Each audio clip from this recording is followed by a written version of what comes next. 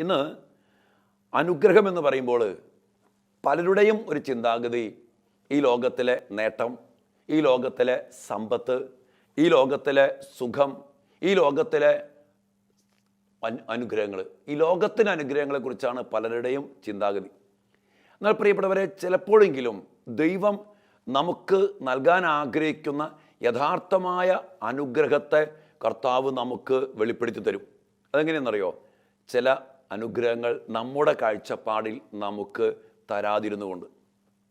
ഈശോ പറയുന്നുണ്ട് യോഹന്നാന്റെ സുവിശേഷത്തിൽ 6-ാം അധ്യായത്തിൽ അപ്പത്തെക്കുറിച്ച് പറയുമ്പോൾ, ജീവൻ്റെ അപ്പത്തെക്കുറിച്ച് പറയുമ്പോൾ ഈശോ പറയുന്നുണ്ട്, മക്കളെ, നശ്വരമായ അപ്പത്തിനു വേണ്ടി അധ്വാനിക്കാതെ മനുഷ്യപുത്രൻ തരുന്ന അനശ്വരമായ അപ്പത്തിനു വേണ്ടി നിങ്ങൾ അധ്വാനിക്കുക. ഈ ലോകത്തിൻ്റെ അപ്പമല്ല മക്കളെ, പിന്നെയോ അനശ്വരമായ അപ്പം.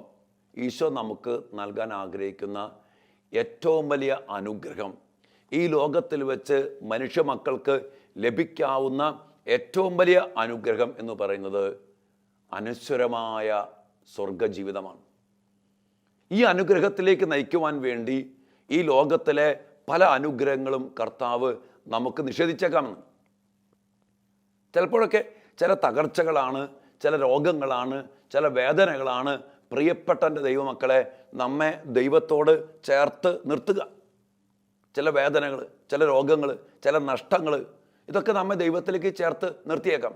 അതിലൂടെയൊക്കെ ദൈവം നമുക്ക് നൽകാൻ ആഗ്രഹിക്കുന്നത് അനശ്വരമായ ഒരു സൗഭാഗ്യമാണ്.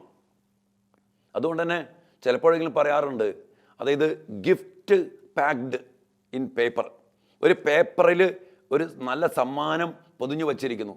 ആ പേപ്പർ ചിലപ്പോൾ സഹനത്തിൻ്റെ, കഷ്ടപ്പാടിൻ്റെ, അല്ലെങ്കിൽ നൊമ്പരത്തിൻ്റെ, മുറിപ്പാടിൻ്റെ പേപ്പറുകളായിരിക്കാം. എന്നാൽ ആ സഹനങ്ങൾ കൊണ്ട് പൊതിയപ്പെട്ട, ആ കഷ്ടപ്പാടുകൾ കൊണ്ട് പൊതിയപ്പെട്ട, ആ മുറിവുകൾ കൊണ്ട് പൊതിയപ്പെട്ടിരിക്കുന്നത് ഒരു അനശ്വരമായ സൗഭാഗ്യത്തിൻ്റെ ഗിഫ്റ്റായിരിക്കാം. അപ്പം അതുകൊണ്ട് ഈ ഒരു കാഴ്ചപ്പാടിലേക്ക് കൂടി നമ്മുടെ ചിന്തകളെ നമുക്ക് കൊണ്ടുപോകാൻ സാധിക്കണം. നമുക്കെല്ലാവർക്കും അറിയാം ദൈവം നമ്മളെ സ്നേഹിക്കുന്നുണ്ടെന്ന്. എന്നാൽ പലർക്കും അറിയത്തില്ല ദൈവം എങ്ങനെയാണ് നമ്മെ സ്നേഹിക്കുന്നതെന്ന്. ചില ആളുകളുടെ വിചാരം എന്ന് പറഞ്ഞാൽ സഹനം ഉണ്ടാകാൻ പാടില്ല, ദൈവം സ്നേഹിക്കുന്നുണ്ട്. രോഗം ഉണ്ടാകാൻ പാടില്ല, ദൈവം സ്നേഹിക്കുന്നുണ്ട്. സാമ്പത്തിക തകർച്ച ഉണ്ടാകാൻ പാടില്ല, ദൈവം സ്നേഹിക്കുന്നുണ്ട്. ദൈവം സ്നേഹിക്കുന്നതിൻ്റെ അടയാളമായിട്ട് ഇന്ന് പലരും എടുക്കുന്നത് രോഗശാന്തി, സാമ്പത്തിക നേട്ടം, പരീക്ഷയിൽ വിജയം, അല്ലെങ്കിൽ വിദേശത്ത് പോയി കല്യാണം നടന്നു, മക്കളുണ്ടായി. എൻ്റെ പ്രിയപ്പെട്ടവരെ, എന്നാൽ ചിലപ്പോൾ ദൈവം സ്നേഹിക്കുന്നത് ഇതൊക്കെ നമുക്ക് നിഷേധിച്ചുകൊണ്ടുമായിരിക്കാം. ചിലപ്പോൾ ദൈവം നിഷേധിക്കും. ഈ ജോലി എന്ന് പറഞ്ഞാൽ, ഈ ജോലിക്ക് പോയാൽ നീ ആത്യന്തികമായിട്ട് നശിച്ചു പോയേക്കാം എന്ന് ദൈവം കണ്ടാൽ ചിലപ്പോൾ ആ ജോലി നിനക്ക് നിഷേധിക്കും. ഇത് പഠിച്ച് നീ വിജയിച്ച് നീ വിദേശത്ത് പോയാൽ നീ നശിച്ചു പോയേക്കാമെന്നല്ല, ദൈവത്തിനറിയാം നീ നശിച്ചു പോവും. അതുകൊണ്ട് ചിലപ്പോൾ ദൈവം അത് നിഷേധിക്കും. അപ്പോൾ നമ്മൾ വിചാരിക്കും ദൈവത്തിന് എന്നോട് ഒരു സ്നേഹമില്ല, ദൈവത്തിന് എന്നോട് ഒരു കരുതലില്ല. എന്നാൽ പ്രിയപ്പെട്ട മക്കളെ, സത്യത്തിൽ എന്താ ഇവിടെ സംഭവിച്ചിരിക്കണേ? ദൈവം നിത്യസൗഭാഗ്യത്തിനു വേണ്ടി, അനശ്വരമായ അപ്പത്തിനു വേണ്ടി നശ്വരമായ ഈ അപ്പം തരാതെ എന്നിൽ നിന്ന് അത് ദൈവം വേണ്ടെന്ന് വെച്ചു എന്നേ ഉള്ളൂ. അതുകൊണ്ട് നമുക്ക് എല്ലാവർക്കും അറിയാം ദൈവം സ്നേഹമാണ്, ദൈവം സ്നേഹിക്കുന്നുണ്ട്. എന്നാൽ എങ്ങനെ ദൈവം സ്നേഹിക്കുന്നുവെന്ന് പലപ്പോഴും നമുക്ക് അറിയാൻ പാടില്ല. അതുകൊണ്ട് പ്രിയപ്പെട്ട ദൈവമക്കളെ, ദൈവം എപ്പോഴും തൻ്റെ മക്കളെ അനുഗ്രഹിക്കുവാൻ ആഗ്രഹിക്കുന്ന കർത്താവാണ്. ഈ അനുഗ്രഹിക്കാൻ ആഗ്രഹിക്കുമ്പോൾ ദൈവം അതിനു വേണ്ടി പല വഴികളൊരുക്കും. കാരണം നമ്മുടെ കാഴ്ചപ്പാടിലൂടെ അല്ല, അല്ലെങ്കിൽ നമ്മുടെ കാഴ്ചപ്പാടുകൾക്ക് അനുസരിച്ചല്ല അനുഗ്രഹം. പിന്നെയോ ദൈവം ഒരുക്കി വച്ചിരിക്കുന്നു. ദൈവം ഈ അനുഗ്രഹങ്ങളൊക്കെ തരുന്നത് എന്തിനു വേണ്ടിയാണ്?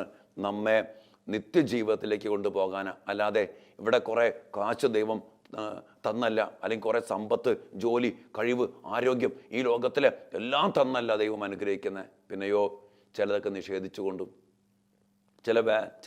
ചിലത് വേണ്ട എന്ന് പറഞ്ഞുകൊണ്ടും ദൈവം നമ്മുടെ ജീവിതത്തെ സ്നേഹത്തിലേക്ക് നയിക്കും. അതെന്തിനു വേണ്ടിയാണെന്നറിയോ പ്രിയപ്പെട്ടവരെ? ചിലപ്പോൾ ഈ ലോകത്തിൽ ഒന്നും കിട്ടില്ല എന്ന് വരും. നമുക്ക് ചില വിശുദ്ധാത്മാക്കൾ ചെറുപ്പത്തിലെ മരിച്ചുപോയവർ, ഈ ലോകത്തിൽ ആയുസ് നിഷേധിക്കപ്പെട്ടവർ, ഈ ലോകത്തിൽ ഒരു സുഖം നിഷേധിക്കപ്പെട്ടവർ. അപ്പം നമ്മൾ വിചാരിക്കും ദൈവമാരെ സ്നേഹിക്കാത്തത് കൊണ്ടാണോ? അല്ല പ്രിയപ്പെട്ട മക്കളെ, ഈ ലോകത്തിൽ ഒന്നും കിട്ടിയില്ലേലും, ഈ ലോകത്തിൽ ഏറ്റവും ദുരിതം അനുഭവിച്ചാലും, ഈ ലോകത്തിൽ ഒരിക്കൽ പോലും ഒരു സുഖം അനുഭവിക്കാൻ പറ്റിയില്ലേലും, ഈ ലോക ജീവിതത്തിന് ശേഷം കർത്താവ് തരുന്ന വലിയ അനുഗ്രഹമുണ്ട്. അതാണ് സ്വർഗം. അതുകൊണ്ട് സത്യം പറഞ്ഞാൽ നമ്മളെല്ലാവരും ഈ സ്വർഗം ആകുന്ന വാഗ്ദാനത്തെ കണ്ട് ആ അനുഗ്രഹത്തിന് വേണ്ടി ഈ ഭൂമിയിൽ ജീവിക്കാം.